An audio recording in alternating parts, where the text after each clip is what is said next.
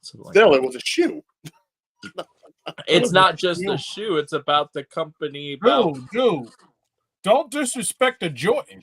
Yeah, it's not just about a shoe. It's about Michael Jordan's I can't afford a Jordan, all right? So I don't care about a Jordan. Well, it's not about you can't afford Jordan. Talk to me when someone makes the movie about the knockoff Reebok, all right? It's about Jordan's legacy. It's not just about a shoe. Exactly. And it's about how Nike would have actually, to be honest, without the Jordans, we probably would not know Nike right now.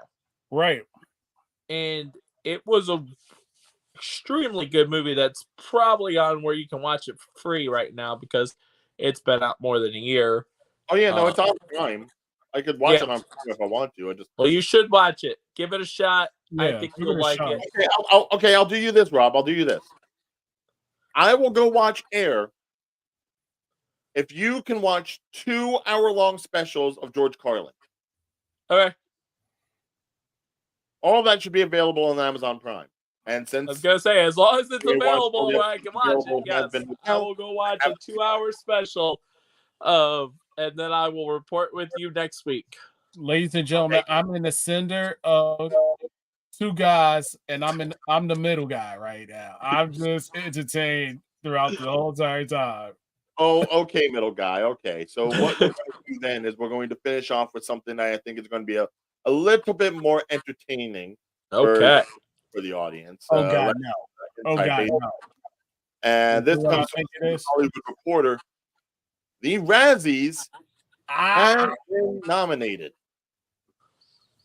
For those of you who don't know, the Razzies are pretty much the anti-Oscars that Hollywood had to offer in the past year.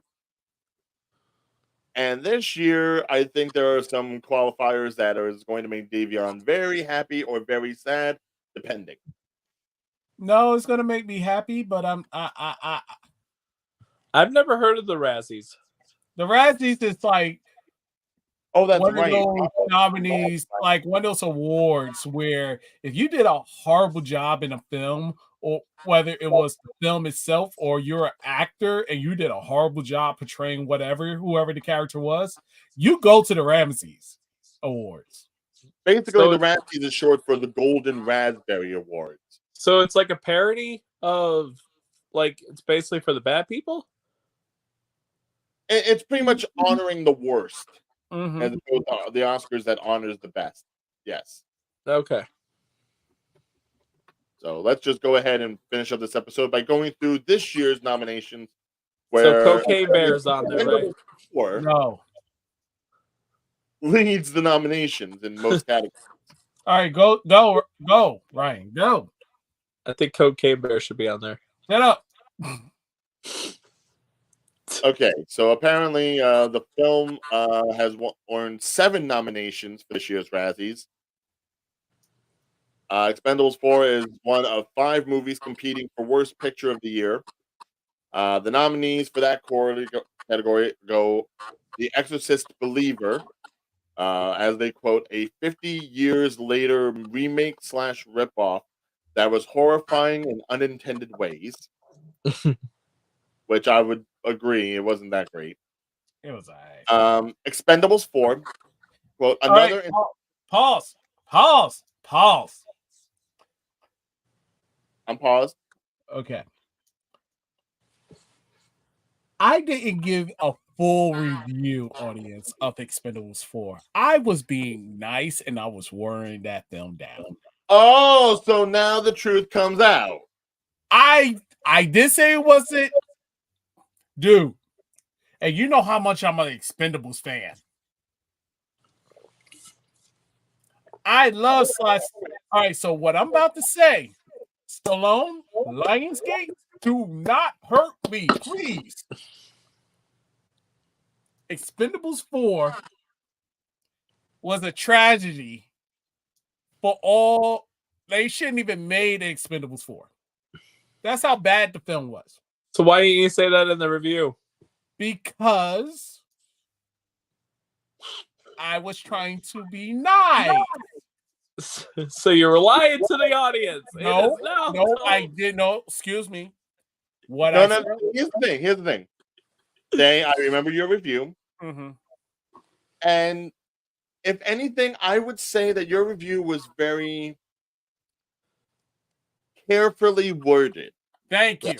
You weren't energetic about the movie, so that gave me a good sign too.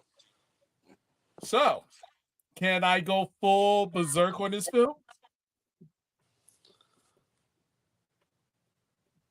The thing is, Day, I don't think anybody would have been mad at you had you at least been like brutally honest about the review. Like I can tell that you were hesitating on some things, but that's because I know you.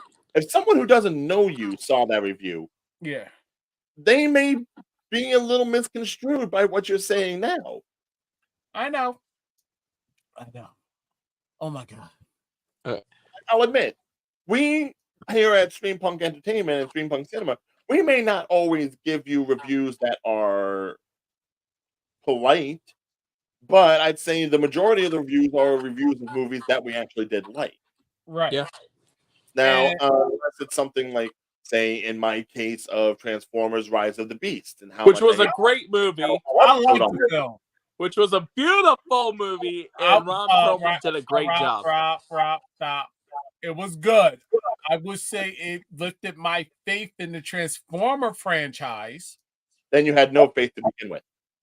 The end credit scene was the best part of that entire movie, and you can't tell me it wasn't. It wasn't.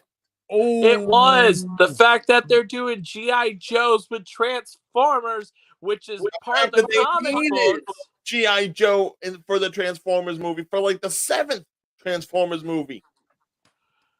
Look, they're finally doing that, and that's something with the comic books. Look, I'm not getting on that again. I'm not. All right, so back to Expendables. Can I go back to Expendables 4, please? Okay. Can I? So Expendables 4. Okay. Another installment of a franchise that's fading faster than Razzie winner Donald Trump's mental acuity. All right. Can I please? Okay, with Expendables 4, ladies and gentlemen, the reason why this film was nominated, they didn't explain to a lot. It was a lot of loopholes. It was a lot of confusion. There was characters that were missing. And I did say that in the conversation. You was missing Terry Crews' character. You was missing Jet Li's character. You were missing Antonio Banderas, but they kind of substituted his son into it. So it kind of made up for it. But the two major characters were missing. And you didn't have Arnold. Arnold wasn't expendable. He wasn't. He's been in the 3 of the 4 movies. He was? Yes, he makes a cameo in the first one, and then becomes bigger part in the second one, and then helps them in I think they have to save him in the third one. Arnold was in the third movie. I want to look into it because I'm a huge Expendables fan. The only time I remember Arnold being in it was the first one.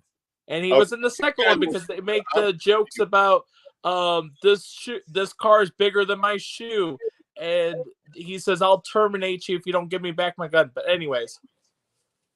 All right. Okay. Also nominated for worst film. Meg 2: The Trench. Nobody cares. Snarky shark that flopped across all 7 seas. Which made really good in the box office. It did good, but nobody cares. Well, Shazam! Fury of the Gods, one of 2023's several movie failings to save the superhero genre. That wasn't bad. Why isn't the Marvels in this category? All right, continue, Rob. Marvel at least had better continuity with the MCU than Shazam! Fury of the Gods did with the entire DCEU. All right, Ryan, continue. Go to the next one. Winnie the Pooh, Blood and Honey. Woo! That was good. A defamation and defecation of 2 of the most beloved kitty-lit characters, reimagining the huggable denizens of the 100-acre wood as vicious cannibal serial killers. We will probably see more of this year once they actually make Steamboat Willie the horror movie. Yes. And they're doing part 2 of this. A sequel. Well, they're planning to, because then you have to add in Tigger, who will become I guess, open to the public as of this year. Oh, Tigger's coming public too? Yeah, Tigger was in a different book. So once that book becomes public domain, then Tigger will be allowed. Mm. But yes, as far as the contenders themselves, noms were selected in 9 categories by Razzie voters comprising 1,179 movie buffs, film critics, and journalists from 49 states and 24 foreign countries. We need to get involved in this. Yes, we do. I want us to vote for the Razzies next year. I really do. That would be I awesome. want to clip this and send it to them. Yes, go right ahead. I'm down. The winners will be announced at the 44th annual Razzies, March 9th, the night before the Oscars themselves on the 10th. And then we actually go in on a red carpet to the Razzies. So why wasn't Cocaine Bear added in this list? Dude, Rob. That movie was terrible. Rob, just let it go. No. Yes. Let's just look at the full nominees. We already went Then you through. let go of Expendable 4. No. Wait, Worst go back up. Go back up. Wow. No, Vin we already Diesel? went through the worst pictures. Okay. Yeah. Worst picture should be worst Expendables actor. 4. You have Russell Crowe in The Pope's Exorcist, That was good. Vin Diesel in Fast X, Wow. Chris Evans for Ghosted. I never saw it. It was a straight to streaming movie. Okay. Jason Statham for Meg 2 The Trench. It was decent. John Voight for Mercy, which I'm not familiar with that one. Me either. So, I'm sorry to say it, Van Diesel. So if they win, it means it's the worst. Like, I don't know much about the Razzies. Do like these celebrities attend this at all, or is this more of a parody? Well, very rarely will you have these celebrities attend this event. Okay, like you ain't gonna see Vin Diesel, you ain't gonna see Chris Evans, and you ain't gonna see Jason Statham, correct? I mean, there's always the possibility. There have been times when actors have come and received their awards, mostly because they just wanted to like really, just take it on the chin and be a good, sport about it. Yeah. I think Halle Berry. I mean, are they okay with the before, Razzies calling these their worst movie, like Fast Furious? Yeah. Okay. Look, sometimes actors know they're just doing stuff for the money, so it's like it's no big deal if they go ahead and get a Razzie. At least with a Razzie, you're being recognized. It could be one of those things where you make a movie during the year and nobody cares if it's good or bad. It's just mid. It's forgotten about. It doesn't even exist in the people's mind. But at least with the Razzie, you're noticed. It may not be for something you want to be noticed for, but you're noticed. Okay. Yeah. So take it in the chin. Take Exactly. it in the chin. Worst actress: Anna de Armas for Ghosted, Megan Fox for Johnny and Clyde. This one hurts. Salma Hayek for Magic Mike's Last Dance. That hurts me, Salma Hayek. I love me some Salma Hayek. I don't know because I never saw Magic Mike Last Dance. Jennifer Lopez for The Mother and Dame Helen Mirren for Shazam: Fury of the Gods. Which one was the mother? I would say Megan Fox. Megan Fox gets nominated like every year. It doesn't even matter. I would say Dame Helen Mirren. If you get Dame Helen Mirren in your franchise and you are able to get her in a comic book movie and it still is done poorly, oh. Well, you also got to think, didn't Shazam come out? Or no, the biggest issue with Shazam that I think people not go, or at least made me not go, is the fact that the week before the movie came out, you did a TV teaser and you showed that Wonder Woman was going to be in your movie. Yeah, which is all Gal Gadot did last year. All she did was appear in other people's movies. No, I get that, but I would have liked to be surprised. I would have liked to go to the movie theater and then saw that scene, not see it in a trailer for a movie that's coming out and it be spoiled. That's one of the main reasons why I didn't go see it. Fair. Right, but in their wonderful wisdom, they were trying to drum up people to go to the audience. Like, See, without it's not realizing it hurt it. just these Hurt it. villains that you never heard of that were made up just strictly for the movie that have no continuity to the characters. We Right. also have Wonder Woman. You don't like Wonder Woman? So, yeah. Worst supporting actress. Kim Cattrall for About My Father. Megan Fox again, this time for Expendables 4. Bai Ling for Johnny and Clyde, which hurts because I do like Bai Ling. I do met like her. I met her in person. Yes, she's a big horror con person. Lucy Liu for Shazam Fury of the Gods. And Mary Stuart Masterson for Five Nights at Freddy's. Which character was she in Five Nights at Freddy? Because I'm not familiar. Who was trying to get the one sister. Okay.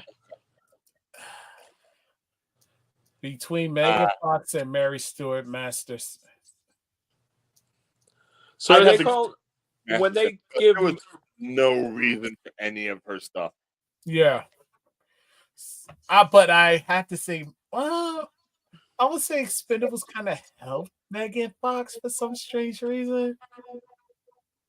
Look, you'll never tell me Megan Fox is a class act, but I still love her just because she's Jennifer's Body. You know, that is my movie of hers. You can never tell me otherwise. I liked her in Teenage Mutant Ninja Turtles. She was decent. Can we kick him off the show, please? Can we kick him off the show? No, Day. I'm allowed to have my own opinions. We got to kick him off the show for saying that. Children, please. Moving on. Best Supporting Actor or Worst Supporting Actor. Michael Douglas and Bill Murray for Ant-Man and the Wasp: Quantumania. No.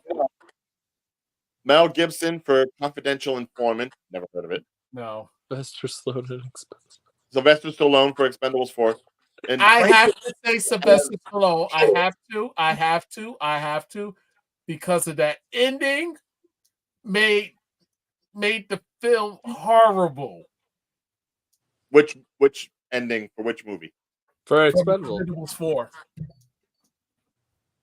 I think no, because in the beginning of the film we thought he died. And then at the end, hold on. You actually thought that Sylvester Stallone, the guy who created the franchise, the leader of the team, Let me finish, Ryan. Legitimately died? Ryan, let me finish. It's not the fact that we thought he was going to come back. It was how he came back that was so unnecessary that basically made the movie far more worse than what it was. And it was like unnecessary. And when I mean unnecessary, it was overkill. And literally, it was overkill. The villain that you find out. Wait, let me finish. For those who haven't seen it, this is a spoiler alert. The villain that you found out that was in the film wound up being somebody that orchestrated the Expendables.